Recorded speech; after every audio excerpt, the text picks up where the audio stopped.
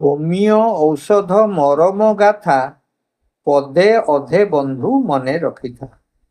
ନମସ୍କାର ପ୍ରିୟ ହୋମିଓପାଥ ବନ୍ଧୁଗଣ।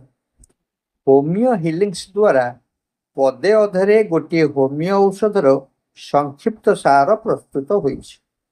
ସମ୍ପୂର୍ଣ୍ଣ ନହେଲେ ବି ଔଷଧଟିର ସାରମର୍ମ ଏଥିରେ ସୂଚିତ ହୋଇଛି।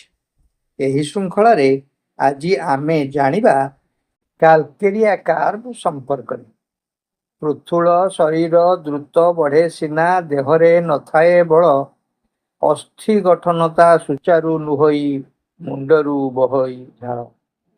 ଥଣ୍ଡା ଧରିବାର ପ୍ରବଣତା ସହ ପାକ ଶ୍ୱାସଯନ୍ତ୍ର ପୀଡ଼ା, ଭୟରୁ ସହଜେ ଚମକି ଉଠଇ ସୁରକ୍ଷା ତାହାର ଲୋଡ଼ା।